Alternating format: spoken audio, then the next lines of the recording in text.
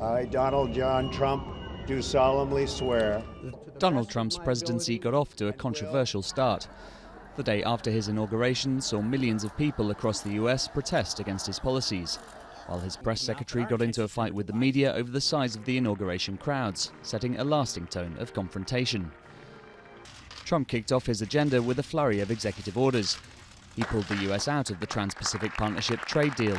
He weakened environmental protections and took aim at women's health groups that perform abortions. But his biggest early move was to ban travel to the US from several Muslim-majority countries. The move sparked travel chaos and immediate protests.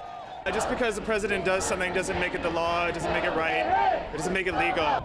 Federal courts struck down the ban and a later revised version. The question of Russian influence in Trump's election has loomed large. Director James Comey announced the FBI is investigating whether members of Trump's team worked with Russia, claims that Trump has dismissed as fake news. His national security advisor was forced to step down after lying about contact he'd had with the Russian ambassador. His most trusted advisors include the controversial alt-right figure Steve Bannon, as well as his daughter Ivanka and her husband Jared Kushner, sparking allegations of nepotism. Ivanka Trump and Jared Kushner, both of whom are now formal White House advisors with pretty hefty portfolios and profiles, they're worth $725 million roughly. Well, how do the policies that they are weighing in on, how does that affect their businesses? The first major piece of legislation that Trump tried to pass was to repeal and replace the Obamacare health law, something Republicans have long called for. Nevertheless, internal party divisions meant the reform failed, with more right-wing Republicans refusing to back the plan. I think the health care reform debacle has hurt him politically on Capitol Hill. It's harder also for them to do tax reform.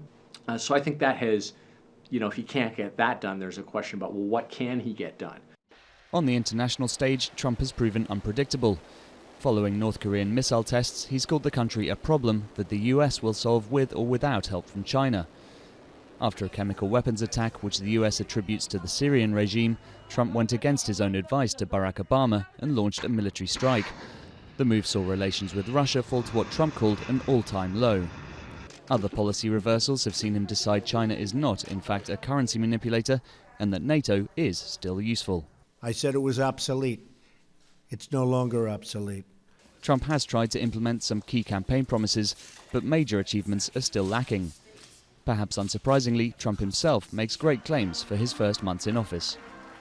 No administration has accomplished more in the first 90 days. So far, the only major result he can claim is the confirmation of conservative judge Neil Gorsuch to the Supreme Court, which will shape its rulings for years to come. Trump and his supporters will hope that after a difficult start, much more change is on the way.